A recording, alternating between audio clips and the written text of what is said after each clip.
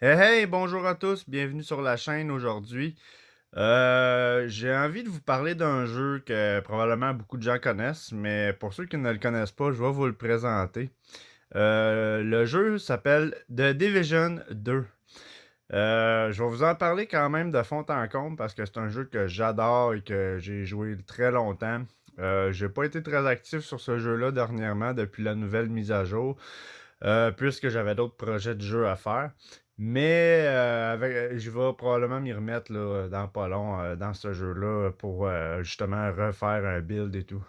Alors, pour commencer, avant de parler de ce jeu-là, je voudrais faire un petit message là, pour remercier énormément le personnel soignant, les gens qui travaillent dans nos hôpitaux, qui prend soin de notre peuple en ce moment, malgré cette grande période de pandémie. À remercier tous les gens également qui sont encore au travail, comme moi, qui travaillent dans le public, qui côtoient beaucoup de gens tous les jours. Un gros merci à ces gens-là. Parce que grâce à eux, ben, tout continue à fonctionner, puis la vie continue, comme on dit. Puis ces gens-là sont à risque. Alors, un gros merci à ces gens-là. C'était mon petit message que je voulais faire là, pour la solidarité. Bon, maintenant, une fois que ça c'est fait, entrons dans le vif du sujet. Aujourd'hui, The Division 2. Alors, The Division 2, un jeu du deuxième de la licence de Ubisoft. Le premier Division a été un succès monstre et celui-ci également est un succès monstre. Un jeu qui a toujours eu beaucoup de mises à jour, a toujours eu du contenu ajouté depuis sa sortie. Un jeu qui se joue, qui est un shooter qui se joue en coop. Vous pouvez également avoir un clan avec vous, de personnes avec qui vous pouvez jouer constamment. Il y a toujours des missions secondaires, missions principales. Vous pouvez monter votre bonhomme et vous faire des builds de fou. Tout dépendamment du style de jeu que vous voulez jouer, c'est vraiment très très varié, très vaste, vraiment beaucoup de choses à découvrir dans ce jeu-là. Et pour ceux qui sont motivés, il y a possibilité là, de jouer là, extrêmement longtemps sans se tanner. Il y a toujours des nouvelles choses à faire, toujours de nouveaux projets à accomplir à chaque jour. Il y a tout le temps des nouvelles armes, des nouvelles choses qui sortent dans ce jeu-là.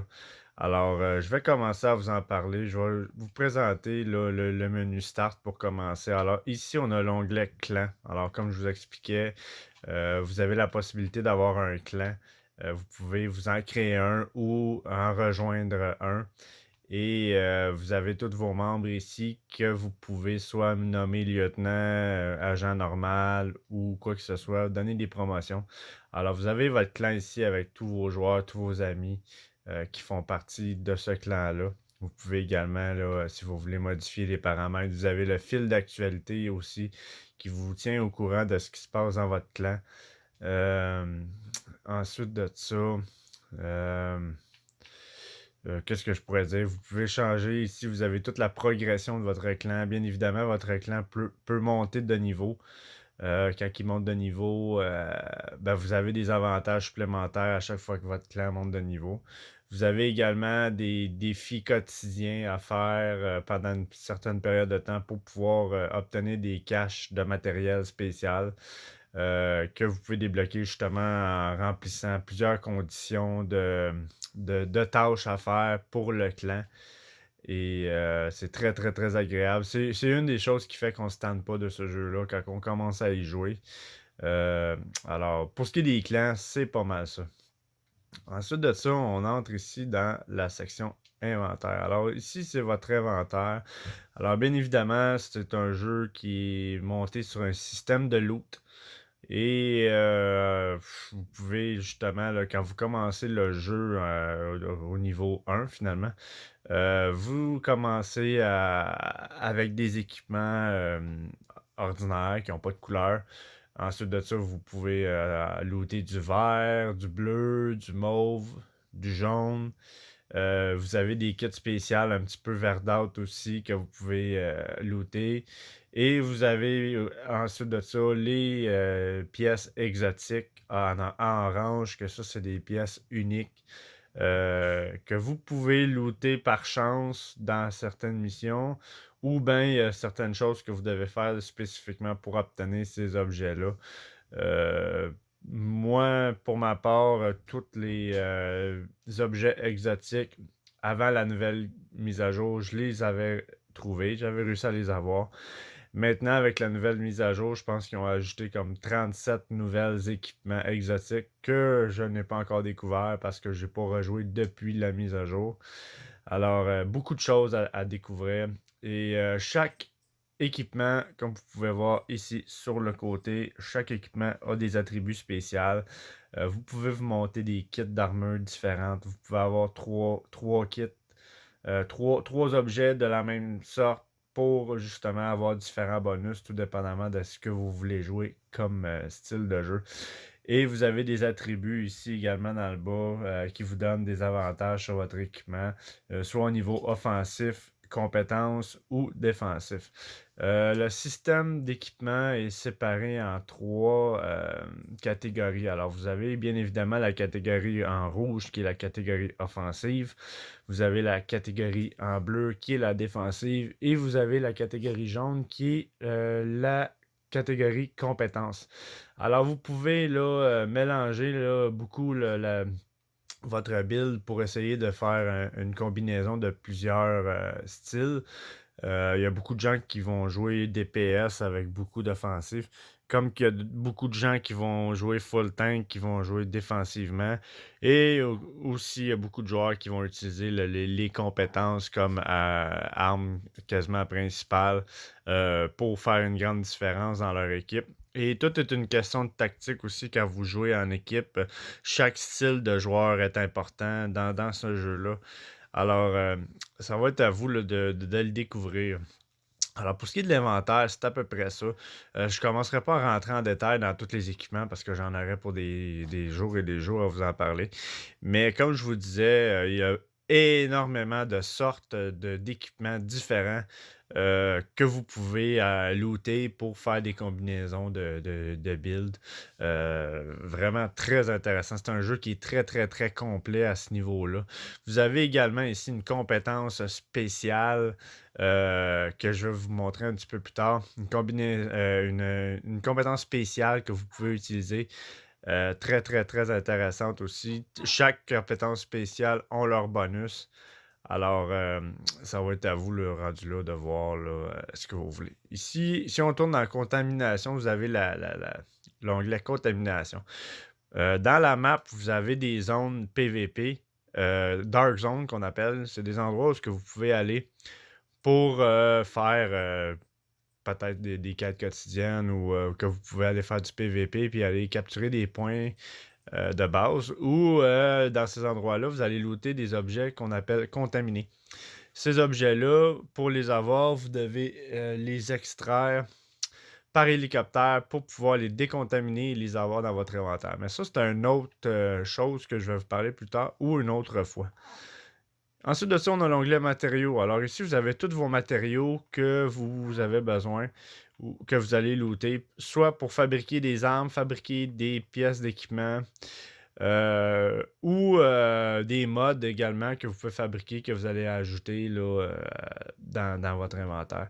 Ici, vous avez votre monnaie. Alors, vous avez bien évidemment une monnaie de jeu que, à force de faire des missions, faire des quêtes, ces choses-là, vous allez obtenir. Vous pouvez également vendre vos équipements de surplus ou les détruire pour récupérer soit des ressources ou de l'argent. Alors, il y a cette possibilité-là. Sinon, ensuite de ça, vous avez la statistique. Alors, au niveau de votre build, vous avez tout ici les statistiques de qu'est-ce que votre build vous fait comme statistique, dans le fond. Probabilité critique, dégâts de coups critiques. Vous avez les pourcentages écrits de tout ce que vous faites ici dans la statistique. Et bien évidemment, vous avez un onglet tutoriel comme tous les jeux où ce que vous pouvez aller chercher des informations. Et ensuite de ça, onglet vêtements. Alors oui, votre personnage, vous pouvez le personnaliser comme vous le voulez. Vous pouvez changer là, vos vêtements comme bon vous semble. Et pour le même principe que les équipements, vous allez pouvoir looter des vêtements soit ordinaires, verts, bleus, mauves, jaunes. Vous pouvez même avoir des kits de vêtements déjà préconçus que vous pouvez looter, trouver. Et vous avez également des masques ici que vous pouvez mettre sur votre personnage. Alors, vous pouvez vraiment habiller votre personnage comme bon vous semble. Alors, très intéressant. Ensuite de ça, on a l'onglet ici Progression. Alors, dans la progression, en fait, c'est pas très compliqué. Vous avez toutes les informations de progression que vous avez à faire, soit pour votre compétence spéciale, soit pour vos missions annexes, soit les missions secondaires, les affections, les évasions hebdomadaires, les projets quotidiens, projets hebdomadaires, primes quotidiennes. Bref, vous avez énormément de contenu dans ce jeu-là et vous avez vraiment pas le temps de vous ennuyer. Il y a toujours quelque chose à faire dans ce jeu-là. Et advenant le fait que vous avez tout terminé vos choses quotidiennement, vous pouvez aussi rejoindre la partie de n'importe quel joueur qui va demander de l'aide pour aller l'aider soit dans ses missions, soit dans sa carte personnalisée pour justement aller l'aider. Et c'est pas nécessairement obligé d'être des joueurs de votre clan. À un moment donné, vous vous promenez et vous pouvez recevoir un autre joueur du jeu peut lancer une demande d'aide et tous les joueurs du jeu vont recevoir cette demande-là. Et en fait, c'est la première personne qui accepte, qui peut aller aider. Et même plusieurs personnes peuvent aller aider en même temps. Alors, c'est vraiment un jeu de coop où vous pouvez participer à plein d'activités, plein de choses. Alors, c'est très, très, très vaste. Maintenant, au niveau de la carte, je vais vous expliquer un petit peu comment ça fonctionne. Pour ceux qui vont commencer le jeu, bien évidemment, vous allez avoir tous les points de contrôle à capturer. Vous allez avoir plein de missions principales à faire au moins une première fois. Et en fait, le jeu, ben, vous commencez du level 1 et vous pouvez monter jusqu'au level 30. Et je veux pas trop m'avancer, mais si je me trompe pas, ceux qui ont la nouvelle expansion Warlord New York peuvent monter jusqu'au niveau 40. Mais ça, c'est une information que je vais valider là, parce que honnêtement, j'ai pas étudié le cas encore. Mais bref, à suivre, c'est une expansion que je vais probablement éventuellement là, découvrir avec le temps si je décide de faire l'achat. Alors, la map, ça ressemble pas mal à ça. Vous avez tout ce qui est en vert ici, c'est des points de contrôle que j'ai capturés, qui nous appartiennent. Et bien évidemment, c'est un mouvement continu qui se passe dans cette map-là. Alors, vous pouvez vous promener, faire ce que vous voulez, et à un moment donné, un point de contrôle que vous possédez peut se faire capturer par l'ennemi. Euh, et vous devez, si vous le voulez, retourner essayer de recapturer ces points-là. Sinon, tout ce qui est en rouge comme ça ici, ce sont vos missions quotidiennes que vous pouvez faire euh, pour obtenir la possibilité d'aller faire des forteresses. En fait, vous avez des missions comme ça ici qui sont des missions considérées principales, mais puis que vous pouvez refaire quotidiennement ou hebdomadairement comme bon vous semble. Et comme vous pouvez voir sur le côté, vous avez les informations de ce que vous devez faire et de ce que vous allez obtenir en loot si jamais vous le faites. Bien évidemment, ces missions-là, vous pouvez changer la difficulté. Vous pouvez mettre ça en normal, comme vous pouvez mettre ça jusqu'à héroïque, tout dépendamment de votre niveau. Alors, c'est très, très flexible là, ce que vous pouvez faire. Et une fois que vous avez fait vos 3 quotidiennes, ça c'est bien évidemment une fois que vous avez fait le tour du jeu au moins une fois. Vous allez débloquer des forteresses comme celle-là ici, qui sont considérées des forteresses invasion. Alors, vraiment, c'est des missions qui sont beaucoup plus difficiles. Et tout ce qui est en rouge, bien évidemment, c'est dans l'invasion aussi. Euh, alors, vraiment, là, vous pouvez, là, en héroïque, là, ces missions-là sont extrêmement le fun à faire quand vous avez les builds et l'équipement pour le faire. C'est très, très, très agréable. Si jamais, pour votre build, vous cherchez des équipements quelconques que vous avez besoin, le jeu maintenant a fait un système où ce que vous avez tout simplement à cliquer sur la flèche en haut et il va vous apparaître sur la map là, tous les endroits où ce que vous pouvez looter certains types d'équipements. Que ce soit des armes, tout ce qui est armure et compagnie, tout ce qui est mod. Vous avez des endroits dans votre map prédéfinis qui changent tout le temps. Je pense que c'est à toutes les 12 heures ou quoi que ce soit que les changements se font. Non, même je pense, je vous dirais, je pense que c'est les 20 heures ou 15 heures. En tout cas, bref, j'ai pas les heures exactes.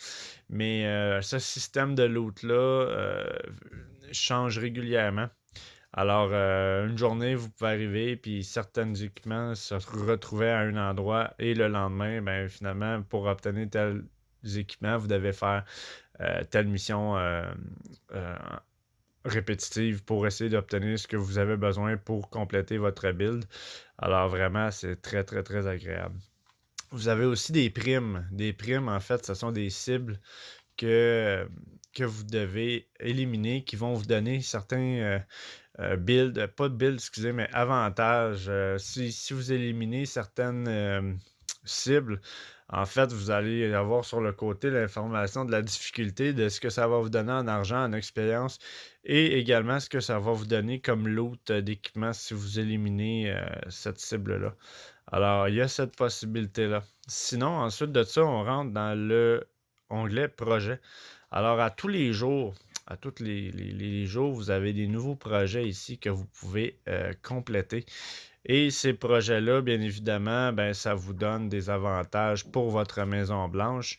La Maison Blanche qui est la base main de votre jeu, finalement. Vous allez découvrir l'utilité de cette base-là où je suis présentement quand vous allez commencer le jeu. Alors, cette base-là, bien évidemment, vous devez l'évoluer lorsque vous commencez le jeu là, de votre premier niveau, aller jusqu'au niveau 30, où ce que vous terminez le jeu avec toutes les missions principales. Alors, vous allez découvrir ça avec le temps. Je vous en dirai pas plus pour ceux qui n'ont pas encore joué au jeu. Alors, c'est ça. Pour ce qui est des projets, alors c'est ça. Vous avez différentes missions quotidiennes que vous pouvez refaire et ça vous dit la difficulté que vous devez les faire pour obtenir un surplus d'expérience pour monter vos niveaux. Mais comme je vous dis, ceci est à faire lorsque vous avez terminé le jeu. Vous avez le nouveau mode conflit qui est un mode PVP où ce que vous pouvez faire du PVP, du 4 contre 4 si vous êtes plus PVP. Maintenant, pour ce qui est de la map, je vous ai expliqué un petit peu le fonctionnement. Euh, c'est pas très très compliqué comme je vous disais. Vous avez votre système de loot, vous avez toutes vos missions qui sont bien identifiées. Ces zones-là ici, en rouge, vous avez trois Dark Zones qu'on appelle. Ces Dark Zones-là, ce sont les trois zones de PVP. Alors, c'est des zones où vous pouvez aller faire du PVP, mais également, il y a beaucoup de points de contrôle à capturer dans ces endroits-là pour obtenir certains loots que, comme je vous expliquais, vous devez extraire là, par hélicoptère à des points spécifiques pour pouvoir obtenir ces pièces-là sans problème. Vous pouvez également avoir des pièces pas contaminées dans ces endroits-là. Mais le but étant d'aller essayer de capturer des points de contrôle tout en étant en risque PVP de vous faire éliminer par d'autres joueurs pour obtenir des équipements spéciaux. Alors, au niveau de la map, c'est à peu près ça. Vous avez, comme je vous expliquais, différents types de missions. Vous avez des missions normales, principales, que vous pouvez changer les niveaux de difficulté. Ensuite de ça, vous avez également des forteresses qui sont beaucoup plus longues comme mission, beaucoup plus difficiles, euh, tout dépendamment également du mode de difficulté que vous faites. Et vous avez également des raids. Des raids, c'est des missions extrêmement difficiles qui se jouent à 8 joueurs. euh, ou 16 joueurs, je me souviens pas trop du nombre, j'en ai pas fait beaucoup. Que justement, ces objets-là, pas ces objets-là, mais ces missions-là sont très, très, très difficiles à faire. Et donnent du très bon loot également quand vous les terminez. Bien évidemment, la map est très, très, très flexible. C'est une map en mouvement continu. Alors, quand vous vous promenez dans cette map, il y a toujours des nouvelles événements isolés qui peuvent arriver, que vous pouvez intervenir euh, pour obtenir de l'expérience, de l'équipement, ces choses-là. Et vous pouvez vous promener et à un moment donné, un événement isolé suivi d'un point d'interrogation va apparaître. Et quand vous vous rendez là, ben, vous vous rendez compte que c'est soit des gens pris en otage, soit des transports de matière ou soit des grosses troupes d'ennemis qui se sont retrouvés là que vous devez éliminer. Bref, vous avez un vaste inventaire de missions et de choses à faire dans ce jeu-là. Et c'est vraiment très, très, très intéressant là, d'y participer. Alors, pour ce qui est de Division 2, c'est un jeu vraiment très beau, très complet. Euh, c'est un jeu également où il y a souvent des changements de climat, de température. Vous pouvez faire une mission dans la grosse pluie, dans le soir, comme vous pouvez le faire dans le jour à clarté. Euh, et le jeu, au niveau graphisme, est excellent. C'est un très beau jeu qui donne le goût là, de jouer. Là, c'est vraiment le fun à découvrir. Vous n'avez jamais le temps de vous ennuyer. Et il y a tellement de choses à faire. Vous avez également ici des caches SHD qu'on appelle. C'est des caches euh, que vous allez avoir à découvrir quand vous commencez le jeu. Mais une fois que vous les avez toutes obtenues, ça, c'est des caches qui vont vous permettre de monter vos compétences spéciales. Parlant de compétences spéciales, je n'en ai pas parlé, mais je vais vous en parler. Ici, à la Maison-Blanche, vous avez un endroit qui s'appelle Coop Donation. Lui, ici, quand vous ouvrez ça, vous avez le choix de sélectionner une compétence spéciale. Bien évidemment, chaque compétence a ses différences de bonus. Quand vous cliquez sur une compétence, vous avez l'arbre ici de tout ce que possède les bonus de cette compétence-là. Et bien évidemment, les compétences ici, c'est des bonus que vous devez monter avec des points. Et ces points-là, ben, vous pouvez les obtenir en faisant soit des missions, soit des cibles ou différents événements isolés que vous pouvez faire en rentrant dans votre map. C'est toutes ces possibilités-là que vous avez pour pouvoir utiliser votre compétence spéciale et la monter là, au maximum. Et bien évidemment, vous avez des marchands ici où vous pouvez soit acheter de l'équipement ou vendre ce que vous avez et que vous n'avez pas nécessairement besoin. Alors, vous pouvez faire ça dans différents endroits de la map où ce que vous avez des commerces. Ensuite de ça, si on va ici, vous avez une table de fabrication. Cette table de fabrication-là vous donne la possibilité de fabriquer euh, des armes, des mods, des équipements. Bien évidemment, là où les projets que vous avez ici rentrent en comble, ce sont beaucoup dans ces endroits-là des projets qui vont vous donner justement des recettes de construction d'équipements. Pour construire certains équipements, tout ce qui est armes, armure et compagnie, vous devez absolument trouver les recettes pour les fabriquer. Bien évidemment, à force de monter de niveau, vous allez pouvoir améliorer votre table de fabrication. Parce que votre table de fabrication, quand vous commencez le jeu, vous allez fabriquer des équipements de votre niveau. Alors, le but étant de vous monter au niveau maximum pour pouvoir justement améliorer cette table de fabrication-là au maximum pour pouvoir faire la création d'armes jaunes pour obtenir le meilleur équipement possible. Alors, il y a cette possibilité-là. Sinon, ensuite de ça, vous arrivez ici dans le poste de rétalonnage. Le poste de rétalonnage, c'est un petit peu complexe. Je vous en parlerai pas de fond en comble, mais c'est un endroit où vous avez accès à vos équipements et vous pouvez améliorer vos armes au niveau des attributs. Alors, vous avez des attributs essentiels et vous avez des attributs normaux et vous avez également des talents. Alors, toutes ces choses-là sur une arme peuvent être changées ici à condition que vous obtenez une arme similaire que vous pouvez utiliser. Bref, c'était comme ça avant la nouvelle mise à jour. Là, pour ce qui est du nouveau fonctionnement, il va falloir que j'étudie ça de fond en comble.